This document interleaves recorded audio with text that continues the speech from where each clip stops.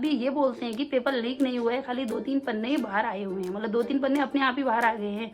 जब 20-21 नंबर अगर बाहर निकल गए तो 100 में से क्या फ़ायदा, ये भी तो सोचो। और उस हो गया, चाहे सिलेक्शन हो ना हो, लेकिन ये तो पता चलता है किस टाइप का क्वेश्चन आते हैं, कितने नंबरों से अभी हमारे कितने नंबरों से रुक रहे हैं, तो हम अगली बार कितनी मेहनत हमें करनी है। तो अभी मैं आ गई हूँ पेपर देके, और अभी हमें रामनगर में। Hello guys, welcome to my YouTube channel. तो कैसी हैं आप सभी लोग? आई होप ठीक होंगे, मैं भी ठीक हूँ। आज जो मेरी ब्लॉग की स्टार्टिंग हो रही है वो हो रही है सुबह के 9:30 बजे से, और अभी मैं कहीं जा रही हूँ, बाद में बताऊँगी जब वापस आ जाऊँगी। और अभी हमें रास्ते में, अब पता नहीं टाइम से पहुँचते हैं नहीं पहुँचते हैं। हल्द्वानी से थोड़ा लंबा ही है, 1-1.5 घंटे का रास्ता, घर से लेट हो गए थे हम, और अभी हमें रास्ते में। तो मैं आपको दिखाती हूँ कितना अच्छा लग रहा है, आगे रोड में कितना प्यारा व्यू आ रहा है। ये सामने व्यू, ये पूरा हरा भरा जंगल, पेड़ों से ढका हुआ पूरी रोड।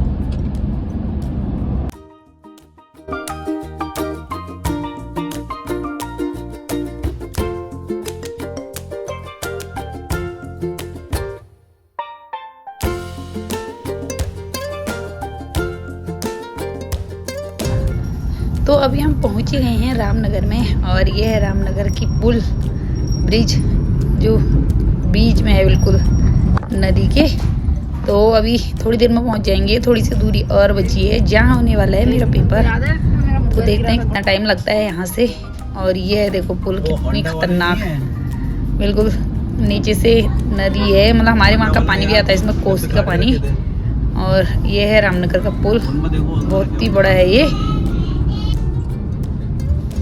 तो अभी हम लगभग पहुंच ही चुके हैं यहाँ रामनगर में। अब थोड़ा सा ही बचा होगा यहाँ से, मुझे लग रहा है थोड़ी सी दूरी होगी यहाँ से जहाँ पे हमारा होने वाला है पेपर। अभी तो मैंने पहले बताया नहीं, अब बता दिया है।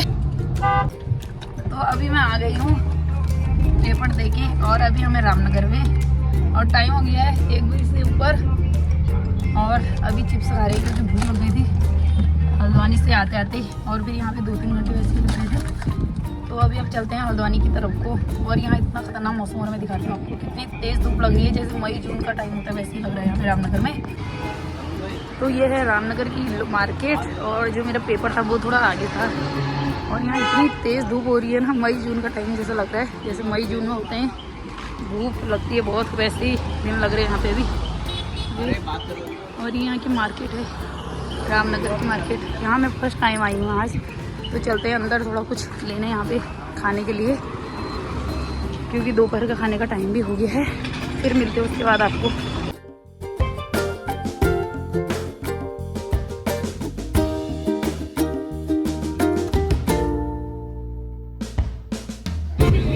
अभी हम पहुंच गए हैं काला ढूंगी में, और यहाँ इतनी गर्मी हो रही है क्या बताऊँ मैं, हल्द्वानी से भी ज़्यादा गर्मी हो रही है यहाँ पे। बहुत ही तेज़ धूप हो रही है, हवा तो बिल्कुल चल ही नहीं रही है, गाड़ी के अंदर भी उमस जैसी हो रही है। यहाँ रास्ते में सारे फ्रूट वाले लगे हैं, ये देखो आपको दिखा दीजिए, ड्रैगन फ्रूट, सारे जगहों पे फ्रूट ही फ्रूट। पहाड़ों में भी आप पूरे ड्रैगन फ्रूट ही फ्रूट आ रहे हैं यहाँ पे। तो अभी हम पहुँच गए हैं घर आके हमने खाना भी खा लिया है, और ये है हमारे छोटू डॉन। बोलो छोटा डॉन है। हेलो कौन? हेलो कौन? छोटा डॉन। हेलो कौन? इधर को तो देखो, हेलो गाइस तो बोलो, बोलो ना, और दिखाओ, इधर को बैठो। तो अभी मैं इनके लिए एक ड्रैगन फ्रूट लाई हुई है, ये अंशुमन बोल रहा था कब से ड्रैगन फ्रूट का, आज तक खाया नहीं है, इस वजह से टेस्ट के लिए लेके आए हैं हम रास्ते से ड्रैगन फ्रूट। तो इसको अभी काटती हूँ मैं, और इनको भी खिलाऊंगी और इनको भी खिलाऊंगी। कौन खाएगा? मैं। कौन खाएगा? मैं खाता। हाँ चलो अब इसको काटते। कौन खाता? पापा में खाएगा ना? हाँ चलो ना, मुझे नहीं आता अच्छे से। लो अभी खा लो। नहीं खाए वो, सब खाते हैं, पापा नहीं खाए। ये है अंदर से इसका, ये असल में तो ये सफेद होता है, वो मीठा कम होता है, ये वाला ज्यादा मीठा होगा। तो अंदर से कुछ ऐसा है ड्रैगन फ्रूट, ये बहुत ज़्यादा गुलाबी हो रहा है, मतलब जैसे कि चुकंदर होता है वैसे ही हो रहा है अंदर से। और इसका मेरे टेस्ट हाथ भी उतना मीठा नहीं है, जिस हिसाब से लाल हो रहा है। और मेरे हाथ देखो कितने गुलाबी हो गए वो। हाँ, उस हिसाब से इसका टेस्ट उतना मीठा नहीं है, थोड़ा मीठा इसमें कम है। तो इन्होंने खा लिया है, वैसे पका हुआ है बहुत है ये। हेलो गाइस, तो कैसे हैं आप सभी लोग? आई होप ठीक होंगे।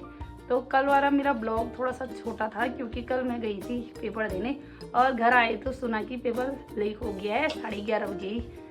मुझे तो ये समझ नहीं आ रहा है कि मतलब इतने उत्तराखंड में ये क्या हो रहा है, और बार बार कितने पेपर ऐसे लीक हो रहे हैं उसके बारे में फिर भी उसका कोई प्रावधान नहीं है। हर मतलब जितने भी बच्चों की लाइफ के साथ खेला जा रहा है, ये बहुत गलत है।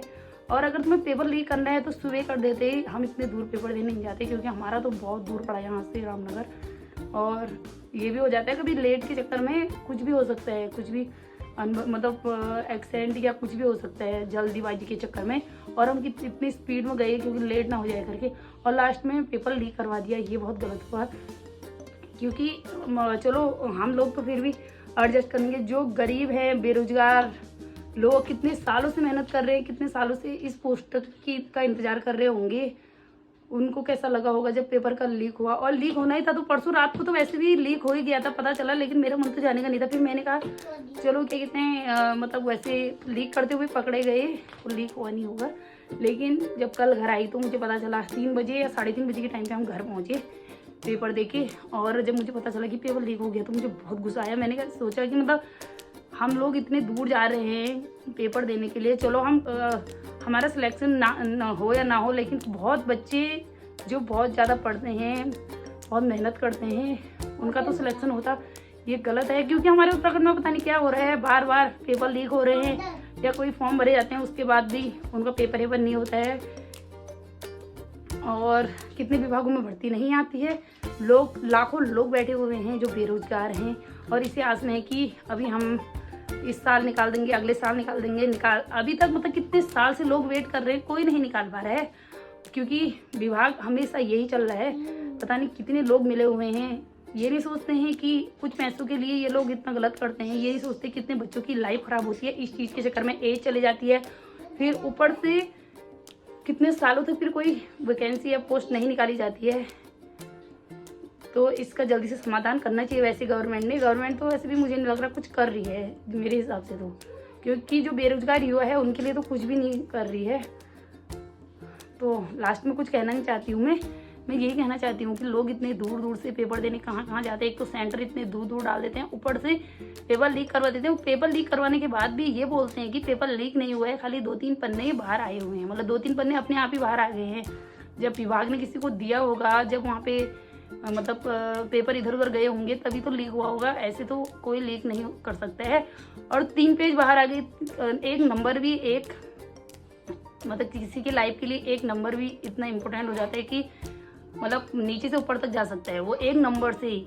लेकिन यहाँ पे क्या कह रहा है कि 3 पेजों में कम से कम, अगर एक पेज में तुम्हारे 7-8 क्वेश्चन भी है तो 20-21 क्वेश्चन मान लो, 20-21 नंबर अगर बाहर निकल गए तो 100 में से क्या फ़ायदा, ये भी तो सोचो। और उसके बाद कह रहे हैं मतलब विभाग अपनी गलती नहीं मान रहा था कल तो, कि मतलब हमारी कोई गलती नहीं है, 3 पेज बाहर आए हुए, 3 पेज जैसे अपने आप ही आ गए होंगे, जैसे कि घूमने निकले होंगे वो पेज, ये सब बोला जा रहा था। तो अब तो पता नहीं कब होगा ये पेपर, अब दे भी पाऊंगी नहीं भी दे पाऊंगी, क्योंकि ज़रूरी नहीं है क्योंकि हम तो बच्चे वाले हैं, टाइम होता है कभी नहीं होता है बच्चों के साथ, कभी क्या फैमिली में कभी क्या प्रॉब्लम होती है, कभी क्या। कल मैंने कहा चलो अभी दे देते हैं पेपर क्योंकि कल टाइम भी था, लेकिन लास्ट में पेपर लीक हो गया। चाहे सिलेक्शन हो ना हो, लेकिन ये तो पता चलता है किस टाइप का क्वेश्चन आते हैं, कितने नंबरों से अभी हमारे कितने नंबरों से रुक रहा है, तो हम अगली बार कितनी मेहनत हमें करनी है। लेकिन यहाँ पे तो पेपर देके घर आओ, इतने दूर जाओ, कितने पैसे खर्च करके दूर जाओ, उसके बाद लास्ट में पेपर लीक हो जाता है, ये बहुत गलत है।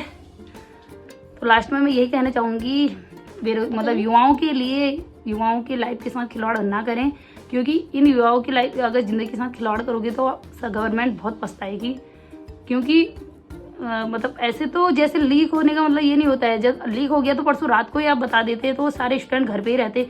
और जब चमोली में इतनी अभी बादल फटे थे, इतना नुकसान होता तो स्टूडेंटों ने मना किया था कि इतनी जल्दीबाजी क्या है पेपर करने की, फिर भी विभाग ने पेपर किया। पता नहीं क्या गड़बड़ी थी पहले से ही।